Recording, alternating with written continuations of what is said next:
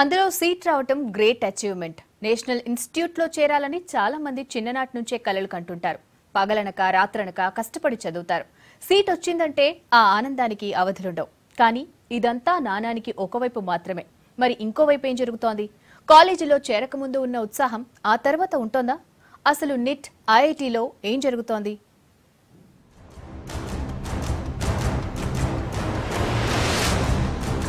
IIT neat quality education కు ఇవి care of address.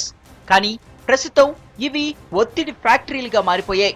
చిన్ననాటి నుంచి ఎన్నో కలలు కని వీటిల్లో చేరిన స్టూడెంట్స్ చదువు పూర్తవకుండానే బయటకు వచ్చేస్తున్నారు. ఈ ఒత్తిడి తట్టుకోలేం బాబోయ్ అంటూ చదువులకు గుడ్ బై చెప్పేస్తున్నారు.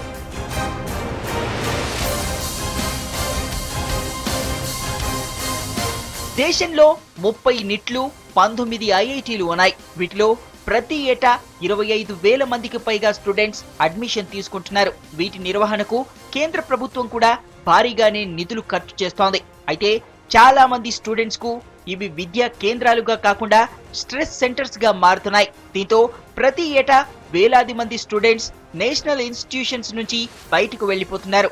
సర్కార్ లెక్కల ప్రకారం గత 3 విద్యా సంవత్సరాల్లో 4,400 మంది విద్యార్థులు నిట్ ఐఐటీల నుంచి బయటకు వెళ్లిపోయారు. Student under stress within this ecosystem can approach and seek help and guidance from.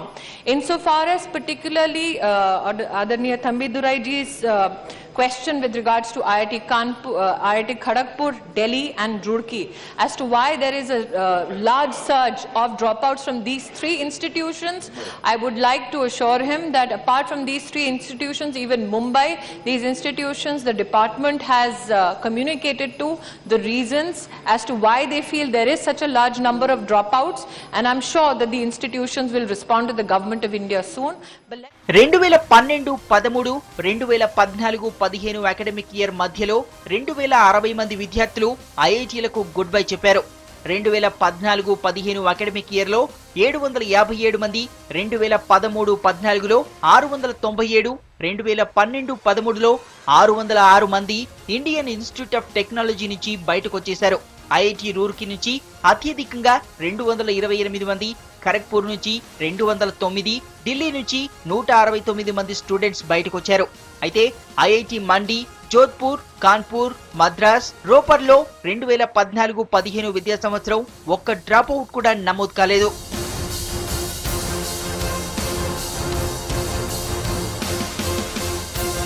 ఇక నేషనల్ ఇన్స్టిట్యూట్ ఆఫ్ టెక్నాలజీ విషయానికొస్తే 3 ఏళ్లలో 2,352 మంది చదువులకు టాటా చెప్పేశారు.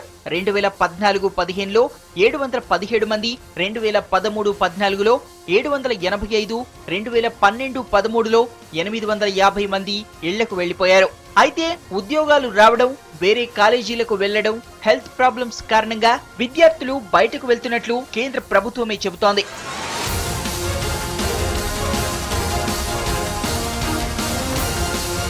విద్యార్థుల్లో ఒత్తిడి దూరం చేయడానికి విద్యా సంస్థల్లో కౌన్సిలింగ్ సెంటర్లు కూడా ఏర్పాటు చేశామని చెప్పుకొచ్చారు సెంట్రల్ మినిస్టర్. కానీ విద్యార్థులకు ఇవేవి రిలీఫ్ ఇవ్వలేకపోతున్నాయి. విద్యార్థుల్లో నైపుణ్యం పెంపొందించాల్సిన కేంద్ర విద్యాలయాలు స్టూడెంట్స్ లో చదువుల మీద ఉన్న ఇంట్రెస్ట్ కూడా పోయేలా చేస్తున్నాయి.